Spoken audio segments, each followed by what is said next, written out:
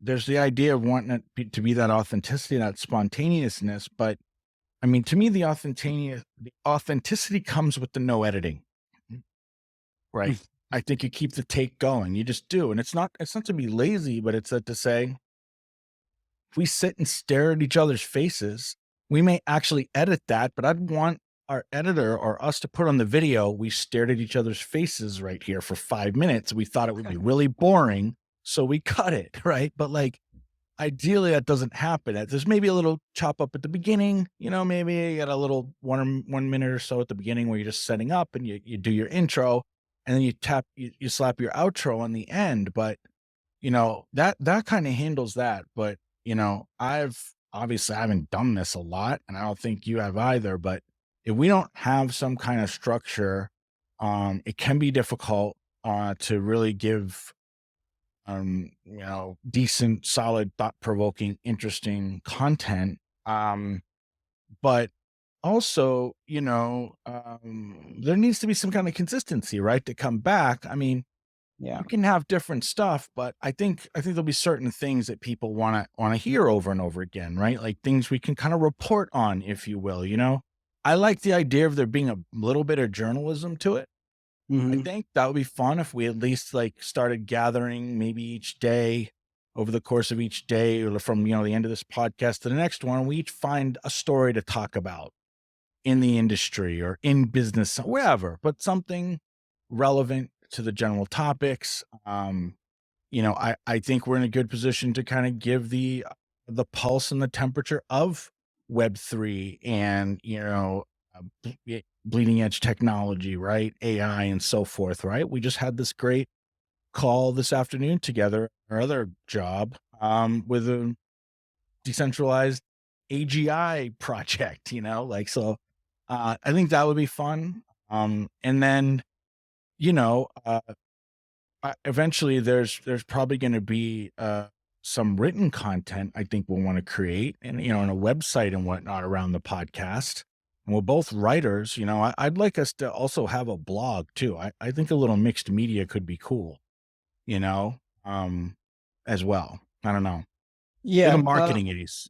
You tell me. No, Sell it. no, yeah, for sure. So my thing is I can touch type. That was probably the only skill that I learned in school is touch typing. That and undoing bra straps. I was pretty I was pretty good at that too. I realized in high school. But so I can type up to like 100. I think my score, I can't remember now, maybe 120, 130 words a minute. Whoa. When I get into it, and there just seems to be a connection that's better between my brain and my typing Mm. than I usually find with my brain and my mouth, right? Like I can have a conversation and then afterwards I can think, oh, those are some really good ideas. Let me just take some notes. And then suddenly I've got like this epic article that I'd bash out and I think it's really good. And I think I wish I could think and talk like that in the spontaneous conversation, but it just seems to work differently for me. So yeah, absolutely. Supplementing what we do with some written content suits me. I think that's important for people. There's a different there is a different appreciation and quality. I can watch people's podcasts and interviews and I enjoy that. And then they do a good user guide or an analysis of something. And it's just they put a bit more time into editing and researching and referencing things. And it adds so much dimension to the experience. And so totally on the page on that. What's in the back of my mind is a couple of the audiences that we want to be speaking to. And this might evolve. I'm thinking that we want to be speaking to general founders, right? Mhm. Um, and then more specifically, Web3 founders, or at least people who are motivated by the emerging technologies. So that might be robotics, it might be virtual reality, AI, and Web3. Mhm. So that's one audience I want to be able to address and speak to. Got a lot of stuff to I got gripes with founders because having been working with founders for 15 years, um, I realize a lot of the errors and the mistakes and lack of awareness or just You're gonna like let it all out. You're gonna give it there's all a back. there's a long list. This is like my vengeance. This is my opportunity for vengeance. So I'm Oh gonna boy. I'm gonna have to stick up because I'm mostly a founder, so I'm on your side, guys. Founders versus consultants. yeah. That's Face off. I think that'll be fun. And then the other part of it is one of the other big audiences for us is crypto traders and investors. I think Right. these people who are getting into, they might be newbies in the Web3 space. They might have been here since as long as I have, which is, well, 2015. And then I got professionally into the industry 2017. I wasn't here at the beginning of Bitcoin. That's why I'm not on a super yacht right now. Well, I But so, was, and it didn't work out for me. right. Well, No super yacht. I we're mined sharing that. well over 5,000 Bitcoins in my life. Wow. So we're here, those sob stories. I've got a few sob stories Oh, to share as well. so good. So that's a big audience category, right? Is the Mhm. people who want to be able to capitalize. They're not necessarily founders, but they're enthusiasts. They're financially minded. They've got bills to pay. They've got dreams to live. You don't have to be a founder to be able to succeed, but you need a perspective.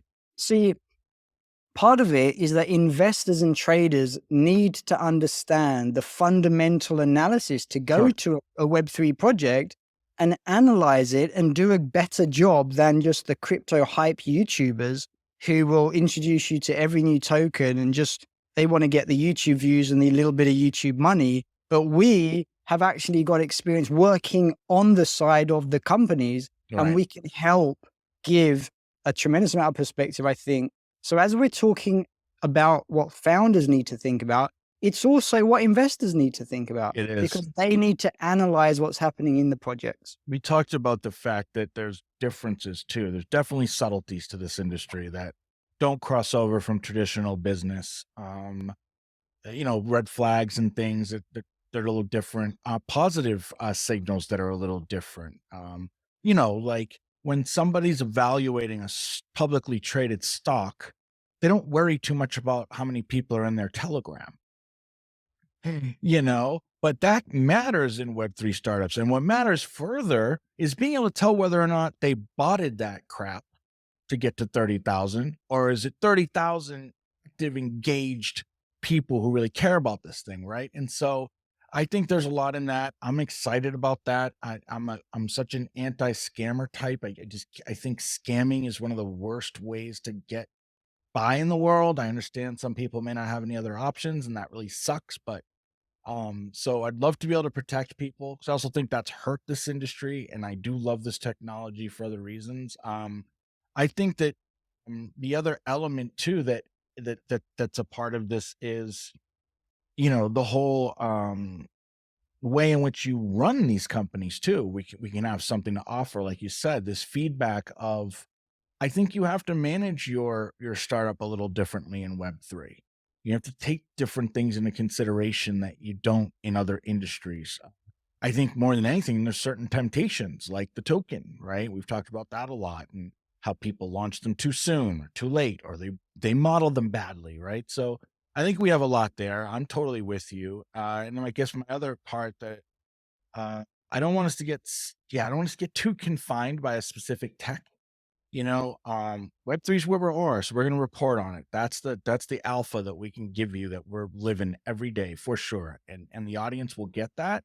But I love AI. You know that I'm a super AI nerd. I'm studying it all the time. I'm literally taking classes in it.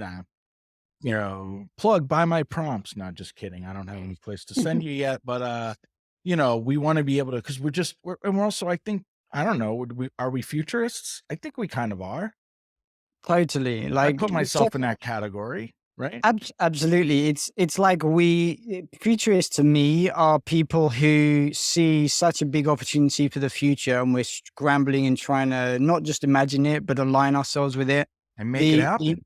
and make it happen. And a lot of times the people who can technically like put futurist on their CV without it seeming like weird are the people who work at think tanks and they just get that kind of a job title.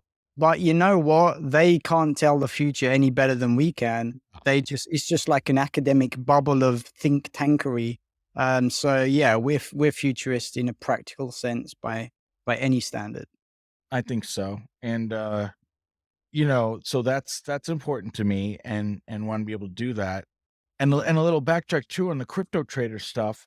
You know, even the well-meaning um YouTubers on this stuff, guys, you got to remember they're getting paid a lot oftentimes to talk about cryptos.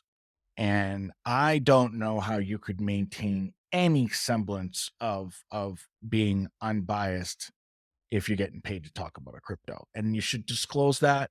And if you're watching YouTubers out there that are pumping cryptos and they're not telling you who they're getting paid by or when, then I'm sorry, turn the channel. Like, because we will Yeah, never do that shit. I promise you that. Gavin and I are too weird and anal and honest. If we're getting paid by somebody, you'll know it'll be a spot. Well, we might cleverly weave it in because we're geniuses and we want to make it fun for you, but like, you will know, you will know, you will know. absolutely. And these, I mean, I've paid the YouTube influencers. I don't know what they charge today because I haven't asked them recently, but I know what the majority, like 50, we had 50 YouTube influencers on our list with their pricing, and they ranged for like a couple of $100 for the super junior ones. Mhm. 4 or 5 grand was kind of relative standard if they got some bit of notoriety, popularity. Upwards of 30, $40,000 Yeah. to review your project Yep. on like a 20-minute, half an hour segment on one of their channels. They make a tremendous amount of money, so they do a fantastic job of presenting themselves. But absolutely, if they're not telling you that they're making a ton of money for the sponsorships, buyer beware.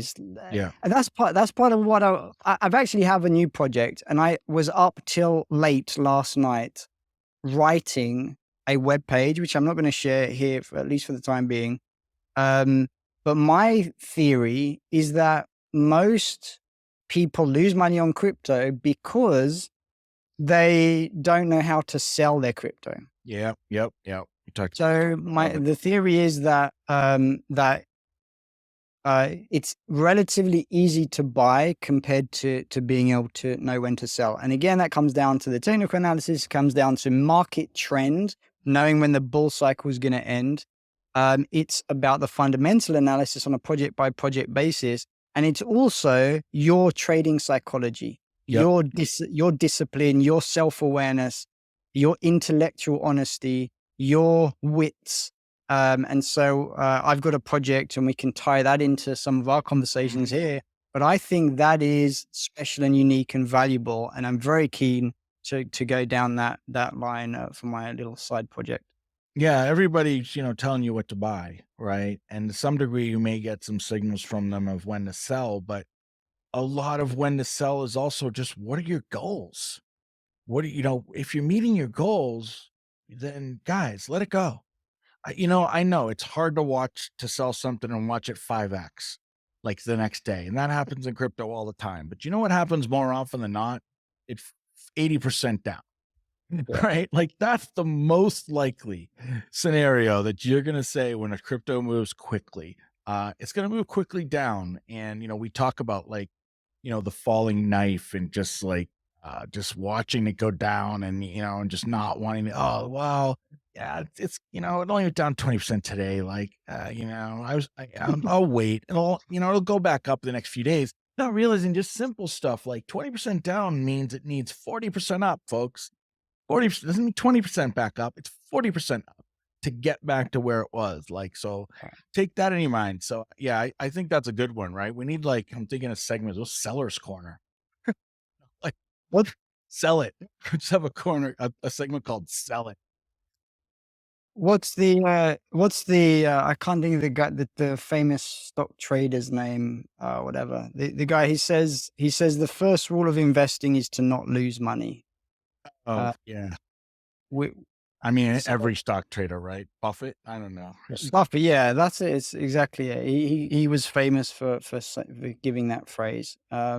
Exactly. And I thought the crypto market. Anyway, this is a bit of a segue. We're going to touch on this topic. It's really fascinating. But I thought the crypto market was different in 2017. I thought this is it. This is like the revolution of the financial paradigm, and Here it it's only goes. going to keep it's only going to keep going up. Well, it didn't only keep going up. And not only did it not keep going up, but it retraced more than 80% Yeah. of what it went up. So there's a lot of pain mixed in there. So yeah, Yeah. good topics. Had $250,000 once. There you go. I There you go. saw it on my phone, guys. It was there. There you go. It became 40,000 or so. I don't know how that happened, but it did. No, I know. That's one of the so I was thinking, yeah, something like news. I think it'd be good to have news or, what kind of goings on or something that caught our eye that we wanted to talk about, talking about, definitely the investor side of it. And I think you know, there's a there's a lot to be said for decentralization, right? DAOs, governance, things that are kind of boring and maybe unsexy, but can be crucial. So you'll certainly hear us talking about that a lot. We work in a DAO together every day. And so I think you can expect some of that for sure. And I also think this idea of marketing and brand and all of that. You have such a great background in that. And I've, built companies and had to really, build brands before from scratch. And, something we just talked about as part of the motivation to get this going was I'm starting to become convinced that you have to have personal brand to give yourself a decent chance of success. It's not absolutely required, obviously. Anything can happen. You could be an alien from another planet and put on a human skin and have good business sense and a good idea, and I'm sure you could do okay. But it is a hell of a lot easier to get something off the ground, a product, a service, a website, and anything if you already have an audience. If you already have a group of people who trust you and think similarly or whatever, right? I mean, I don't know. 100%. There's also the flip side of it. And earlier you mentioned about scammers, right? Project scams. I did brand reputation management for a Web3 that raised. So this guy was not known. He didn't have a personal brand. He was a CTO in a Web2 they e-commerce print messages on cups and mugs and pillows kind of business. And then he thought, I know what I'm going to do. I'm going to launch a Web3 ICO. So he went to a conference. He sponsored a partner who did have a personal brand at like one of these YouTube crypto influencers. Together, they did a presentation at a conference in somewhere it might have even been in India or Asia or around that region. And he did an ICO and raised $35 million. Okay. When you raise Unbelievable. $35 million at an ICO and you don't know what you're doing with smart contracts, guess what's going to happen? You're going to have bad brand reputation when all of those investors realize that your white paper is just smoke and mirrors and hot air. And he had death threats. He Sure. was he was paranoid to walk around London streets, showing his face because he was receiving death threats. So this is when we talk about brand, when we talk about minimum viable product, when you talk about product launch, doing a crypto, analyzing a project to see if it's investable, there's just so much there. No, you're absolutely right. There's so much crap. There was so much crap. There's less importance on brand polish. A lot of projects will say, "Hey, we spent $5,000 on our website, and it's got moving animations on the thing, and it looks like a blockchain. This looks like a Web3 blockchain website. Woohoo!"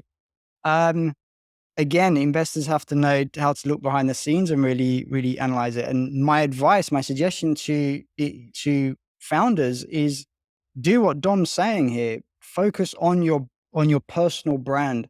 You need to be the star of your show, and you really need to understand your customer, your product space, and develop the brand around that. Don't just make it smoke and mirrors like a fancy Web3 website, because it's going to bite you hard down the line.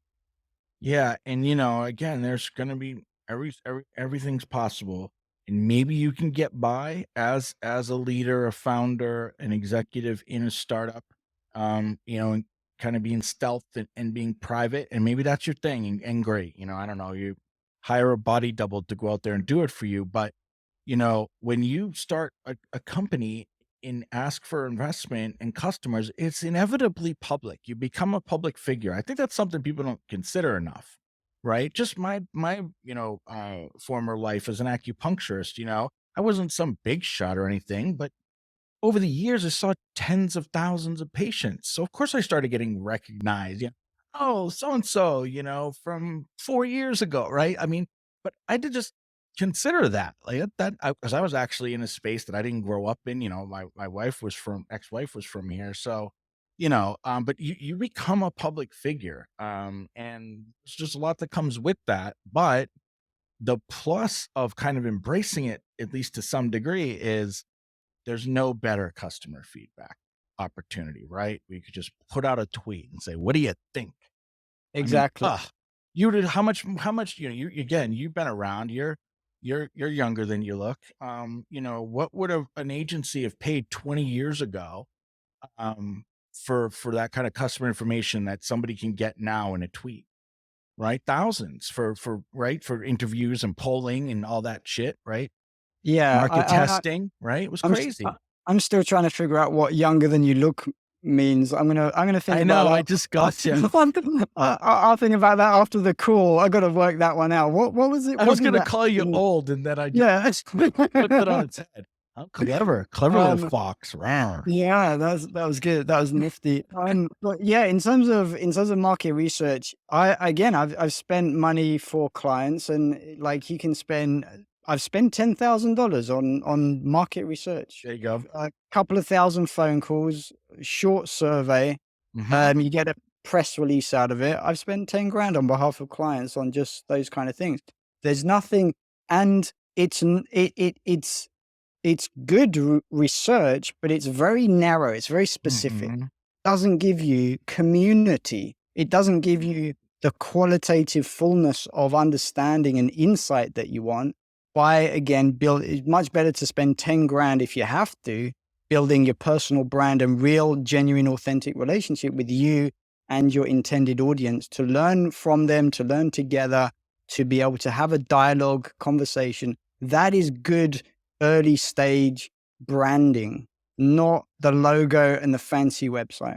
Right, 100%. And I know we probably have to wrap up here in a bit, but I'll just add to that too, something that is just an instinct right now. But I'm gonna guess I'm probably gonna be pretty right on this, and maybe more so over time.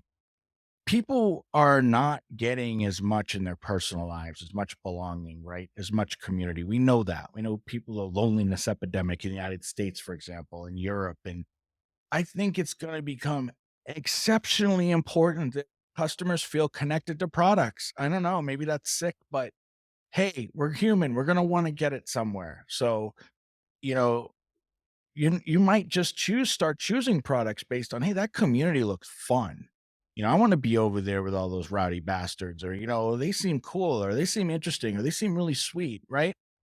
I just think we're gonna, I don't know, we're developing a weird kind of different relationship to media and the internet and things we buy, and our online, right? I don't know, just there's a lot going on here, but I think it's going to become maybe more important.